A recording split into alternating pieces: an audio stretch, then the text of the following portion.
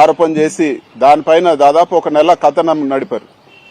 అసలు ఫైల్స్ అనేటివి ఫిజికల్ గా ఉండవు, ఆన్లైన్ లో కూడా ఉంటాయి, కింద ఎంఆర్ఓ ఆఫీస్ లో ఉంటాయి, ఆర్డీ ఆఫీస్ లో ఫైల్ కాలిపోతే పైన కలెక్టర్ దగ్గర కూడా ఉంటాయి అని చెప్పి పలుమార్లు మేము చెప్పినా కూడా అసలు వినే పరిస్థితి లేకుండా చెప్పిందే చెప్పి అక్కడ ఏదో జరిగిపోయిందనే ఒక నెరేటివ్ తీసుకొచ్చారు. నేను ప్రెస్ మీట్ పెట్టి కూడా చెప్పడం జరిగింది, పలానా భూమి కోసము పలానా చోట పలానా భూమి ఉంది, వాల్యుబుల్ ల్యాండ్, దీనికోసం ఇలా చేశారని మీరు ఉండాలి కదా, భూమి చూపించమంటే కూడా ఇప్పటి వరకు ఎక్కడా లేదు, కానీ ఆరోపణలు చేస్తూనే ఉన్నారు. వాస్తవాలు చూస్తే అక్కడ గౌతమ్ తేజ్ అనే పిల్లోడు పనిచేస్తా ఉన్నాడు ఆర్డీఓ ఆఫీస్లో. వాళ్ళ తల్లిదండ్రులు ప్రెస్ లో మాట్లాడారు. అతన్ని అరెస్ట్ చేసినప్పుడు వాళ్ళ తల్లిదండ్రులు ప్రెస్ లో మాట్లాడారు. వాళ్ళ తండ్రి పేరు యతిరాజ్ నాయుడు అనుకుంటాను. మేము మా కుటుంబం అంతా టీడీపీ సింపథైజర్స్, చంద్రబాబు నాయుడు మాకు బంధువు కూడా అవుతారు, మా పిల్లోడిని అన్యాయంగా అరెస్ట్ చేశారని చెప్పి మాట్లాడారు. మరి ఇన్వెస్టిగేషన్ అంతా కూడా చేసి అన్ని కూడా చేసి ఇప్పటి వరకు ఏం తేల్చారంటే ఏమీ లేదు. ఎందుకంటే అక్కడ భూములే లేదు, అఫిడవిట్లో ఉండేది కాకుండా ఏదున్నా భూమి చూపిమంటే చూపించే పరిస్థితి లేదు. ఇంకా కూడా ముఖ్యమైన విషయం ఏమంటే, మామూలుగా కరుడు కట్టిన నేరస్తులు, కరుడు కట్టిన తీవ్రవాదులకు పాలిగ్రాఫ్ టెస్ట్ చేస్తారు, అంటే సత్యశోధన పరీక్ష చేస్తారు. సో నిజం వాళ్ళు చెప్పడం లేదు కాబట్టి అట్లాంటి ఆ పరీక్షలో ఖచ్చితంగా వాళ్ళ నిజం చెప్తున్నారో అబద్ధం చెప్తారో తెలుస్తుంది. ఇదే అతనికి కోర్టులో సబ్మిట్ చేసిన డాక్యుమెంట్ ఇది. పాలిగ్రాఫ్ టెస్ట్, లై డిటెక్షన్ టెస్ట్ ఎవరైతే ఆర్డీఓ ఆఫీస్ లో పనిచేశాడో అతని దగ్గర పెట్టారు. ఆ గౌతమ్ తేజ్ అనే పిల్లోడు son of G Yathiraj Naidu అని. సో ఈ పాలిగ్రాఫ్ టెస్ట్ ఏదైతే ప్రభుత్వం చేయించిందో ఎక్కడ కూడా అతను నేరం చేసినట్టు లేదు, ఎక్కడ కూడా అతను దాంట్లో ఏదో ఒక మోటివ్ కానీ ఇంకోటి కానీ చేసినట్టు లేదని చెప్పి క్లియర్ గా ఈ క్వశ్చన్స్ అన్ని కూడా నేను మీడియా మిత్రులతో కూడా పంచుకుంటాను. అదేవిధంగా ఈ ఇన్సిడెంట్ జరిగే ఒక గంట ముందే అతను ఇంటికి వెళ్ళిపోవడం సీసీ కెమెరాల్లో రికార్డ్ అయిందని కూడా అతని బెయిల్ ఇచ్చిన ఆర్డర్లో కూడా ఉంది. మరి ఇలాంటి ఒక విషయాన్ని తీసుకొచ్చి ఒక కట్టుకథ అల్లి ఏదో జరిగిపోయిందని చెప్పి నెలలు నడిపి ఏదో చేస్తామని చెప్పి అక్కడికి డీజీపీని హెలికాప్టర్లో పంపించడము, రెవెన్యూ సెక్రటరీ రావడము, దాని గురించి మంత్రులు మాట్లాడడము, చంద్రబాబు నాయుడు గారే పలుమార్లు మాట్లాడడము, ఇన్ని కూడా ఏదో ఒక డైవర్షన్ టాక్టిక్స్. అడ్మినిస్ట్రేషన్ వదిలేసి వాళ్ళు ఈరోజు ప్రజలకు ఏదైతే జవాబుదారీగా ఉన్నారో సూపర్ 6 కానీ ఇంకోటి కానీ ఇవన్నీ కూడా వదిలేసి ఇవన్నీ కూడా డైవర్షన్ లో భాగమే అని చెప్పి కూడా చెప్తాను. ఆ రోజు మరి నేను ప్రెస్ మీట్ పెట్టి చెప్పాను తప్పు అని. ఈ రోజు అదే ఈ రోజు ఇన్వెస్టిగేషన్ లో కూడా అదే తేలిందని చెప్పి కూడా నేను తెలియజేస్తా ఉన్నాను. అదేవిధంగా నేను ఇంకొకటి ఈ ప్రభుత్వాన్ని అడుగుతా ఉన్నాను. 100 మైన్స్ అన్నారు, 100 మైన్స్ దోచేశారు వీళ్ళు, 1000 కోట్లు శాండ్ లో ఇచ్చేశారని చెప్పి 2 నెలలు మైనింగ్ ఆఫీసులు పూర్తిగా పోలీస్ ఆధీనంలో తీసుకొని క్షుణ్ణంగా పరిశీలించారు. మరి ఏం తేలిందో ఈ రోజు నేను అడుగుతున్నాను. 100 మైన్ కాదు కదా, ఒక్క మైన్ చూపిమని అడుగుతున్నాను. మరి ఈ 1000 కోట్ల డబ్బులు ఎక్కడ పోయాయి? ఇవన్నీ కూడా ఒక మనిషిని దెబ్బతీసేదానికి, రాజకీయంగా దెబ్బతీసేదానికి ఇవన్నీ కూడా పసలేని ఆరోపణలు అని చెప్పి కూడా నేను తెలియజేస్తా ఉన్నాను. ఇప్పుడు వరకు ఎక్కడ కూడా మేము ప్రెస్ మీట్ పెట్టి అడిగినా కూడా మీరు తెలియలేని పరిస్థితి ఉంది. మైనింగ్ లో ఏం జరిగిందో మేము అడిగినాము, ఇంతవరకు ఒక్క ఆరోపణకైనా మీరు ఎక్కడన్నా ఒక సాక్ష్యం చూపించారా లేకపోతే ఒక ప్రూవ్ చేశారని చెప్పి కూడా నేను తెలియజేస్తాను. ఇవన్నీ కూడా ఆ రోజే చెప్పాను, ఇవన్నీ కూడా తప్పుడు ఆరోపణలు, ఇవన్నీ కూడా మీరు ప్రూవ్ చేయండి అని చెప్పి. ఇప్పుడు కాదు, ఇంకా ఎన్ని నెలలు తీసుకున్నా ఎన్ని సంవత్సరాలు తీసుకున్నా మీరు ఏమీ చేయలేరు, అక్కడ ఏమీ జరగలేదు. ఇవన్నీ కూడా ప్రజలు తెలుసుకోవాల్సిందేమంటే ఇవన్నీ కూడా డైవర్షన్ టాక్టిక్స్, ఒక వైసీపీని దెబ్బతీయాలని, వైసీపీలో నాయకులను దెబ్బతీయాలని, జగన్మోహన్ రెడ్డి గారిని అప్రతిష్ట పాలు చేయాలని చెప్పి ఇట్లాంటివన్నీ కూడా ఆరోపణలు చేస్తున్నారని చెప్పి మనం అర్థం చేసుకోవాలి. ఇంకొక మంత్రి చెప్పాడు రెడ్ శాండర్స్ ఇది చేశారని. మరి నేను ఓపెన్ గా అదే రోజు ఛాలెంజ్ చేసినాను, ప్రూవ్ చేయండి, లేకపోతే మీరు రెడ్ శాండర్ వ్యాపారం మాకు సంబంధమే లేదు, ప్రూవ్ చేయండి, ఉంటే క్షమాపణ చెప్పు అని చెప్పి. ఇప్పుడు వరకు అత్తాపత్తా లేదు, బురద కొట్టడము, మళ్ళీ అడ్రస్ లేకుండా అత్తాపత్తా లేకుండా పోవడం, ఇది ఇక్కడ జరుగుతూ ఉండే పరిస్థితి. అదేవిధంగా నెల ముందు ఆరోపణలు వచ్చినాయి, 75 ఎకరాలు ఫారెస్ట్ ల్యాండ్ మొత్తం ఆక్యుపై చేశారని. నేను ఆ రోజు ఇక్కడే ప్రెస్ మీట్ పెట్టి చెప్పాను, ఈ పేపర్లు కూడా మా డాక్యుమెంట్స్ కూడా చూపించాను. ఇవన్నీ కూడా మా సొంత ల్యాండ్, ఇవన్నీ కూడా 2000 సంవత్సరంలోనే రిజిస్టర్ అయిన ల్యాండ్స్ అని చెప్పి. మరి మేము కోర్టుకు పోవడం జరిగింది.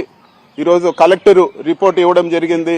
నేను ఆ రోజు ఏదైతే చెప్పానో, నేను ఏదైతే మా ల్యాండ్ డాక్యుమెంట్స్ చూపించానో 75.76 ఏకర్స్ మా కుటుంబ సభ్యులకు ఉందని చెప్పి కలెక్టర్ రిపోర్ట్ లో కూడా అదే ఉందని తేలింది. మరి ఈ రోజు అన్ని రోజులు దుష్ప్రచారం చేసి దానికి ఒక స్టోరీలు నడిపి దానికి డిబేట్లు పెట్టి ఎంత దుష్ప్రచారం చేశారో మళ్ళీ ఈ రోజు నిజం కూడా చెప్పాల్సిన బాధ్యత మీ పైన ఉందా లేదా అని చెప్పి కూడా నేను అడుగుతా ఉన్నాను. ఇట్లాంటి ఆరోపణలు చేస్తూ ప్రజల్ని తప్పుదోవ పట్టించే ప్రయత్నం చేస్తా ఉన్నారు. మరి ఈ కక్ష సాధింపులు ఎట్లుంటాయంటే, ఉదాహరణకు 2014-19లో నేను ఎయిర్పోర్ట్లో ఉండగా నేను ఒక అధికారిని కొట్టానని చెప్పి తప్పుడు కేసు పెట్టారు. నేను ఆ రోజు ప్రెస్ లో మాట్లాడినాను, ఇది పూర్తి తప్పుడు కేసు, మీరు సీసీటీవీ ఫుటేజ్లు బయట పెట్టండి, ఇది తప్పుడు కేసు అని. ఆ రోజు నాకు ఇచ్చిన సమాధానం ఏమంటే, నువ్వు ఎయిర్పోర్ట్ లో ఉన్న ఒక గంట సేపే సీసీటీవీ ఫుటేజ్లు పనిచేయలేదు, సీసీ కెమెరాలు పనిచేయలేదు, మేము ఫుటేజ్ ఇవ్వలేము అని చెప్పారు. మరి అదే విధంగా తప్పుడు కేసు పెట్టి నన్ను జైలు పంపడం జరిగింది. తర్వాత ఏం జరిగింది, తర్వాత అదే వ్యక్తి ఎవరి దగ్గర అయితే బలవంతంగా కేసు పెట్టించారో అతనే కోర్టులో వచ్చి ఇది తప్పుడు కేసు అని చెప్పి కేసు కొట్టేయడం జరిగింది. మీరు సాధించింది ఏంది, మీ పైశాచిక ఆనందము జైల్లో పెట్టి ఒక ఆనందం పొందారు తప్పితే అది తప్పు అని చెప్పి కూడా ఆ రోజు మేము చెప్పాము. మళ్ళీ కూడా అదే తేలింది. ఇప్పుడు ఈ రోజు మళ్ళీ కూడా ఇంకో కొత్త నాటకానికి లేపారు. ఒక 2-3 రోజుల ముందు టీడీపీ వెబ్సైట్ లో ట్విట్టర్ లో పెట్టారు 3,000 కోట్లు స్కామ్ చేశాడు మిథున్ రెడ్డి అని చెప్పి. అసలు మీరు ఎట్లా ఇలాంటి ఆరోపణలు చేస్తారో కూడా లిక్కర్ స్కామ్ అని చెప్పి సంబంధం లేని విషయాలన్నీ కూడా నెట్టే ప్రయత్నం చేస్తారు. ఇది కూడా ఇప్పటి వరకు మీరు చేసిన పసలేని ఆరోపణలు ఇది కూడా భాగమే. ఇది ఢిల్లీ లిక్కర్ స్కామ్ లాగా అని చెప్పి మీరు మాట్లాడడం జరిగింది.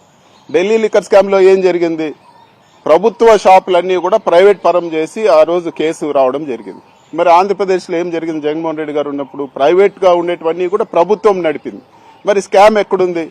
ఇప్పటి వరకు గత కొన్ని నెలల ముందు 50,000 కోట్ల స్కామ్ అన్నారు, మళ్ళీ ప్రజలు నమ్మరని చెప్పి మళ్ళీ 30,000 కోట్లు అన్నారు, మళ్ళీ 10,000 అన్నారు, మళ్ళీ ఇప్పుడు 3,000 అంటా ఉన్నారు. ఇది ఒక ఫిగర్ కు తీసుకొచ్చి ఇప్పుడు 3,000 అని చెప్పి టీడీపీ అఫీషియల్ వెబ్సైట్ లోనే పెడతా ఉన్నారు.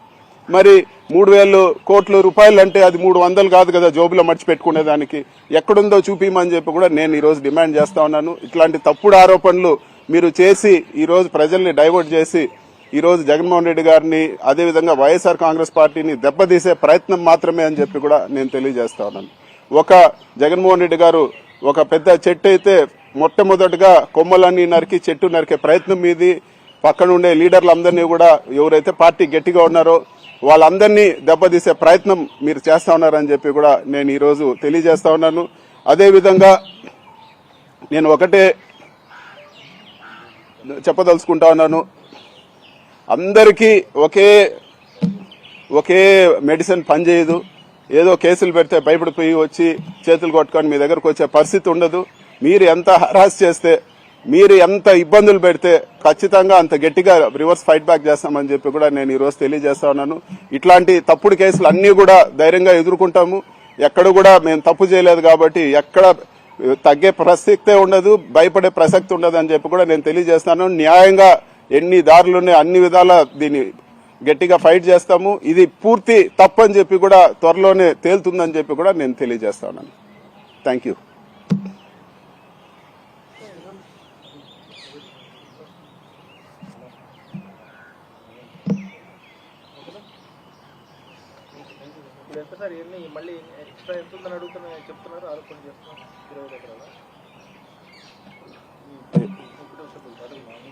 ఇది వరకు ఫారెస్ట్ ల్యాండ్ లో 25 ఎకరాలే ఉంది, 75 లేదు, మిగతా 50 కబ్జా చేశారని చెప్పారు.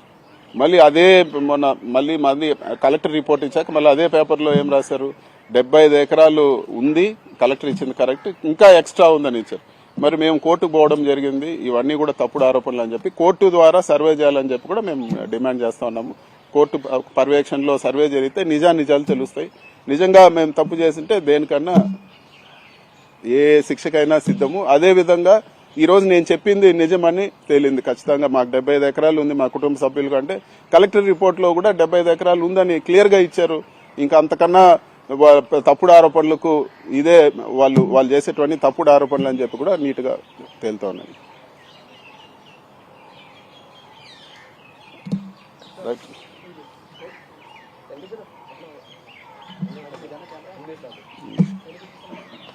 It's okay. It's okay. I'll give you a bite later.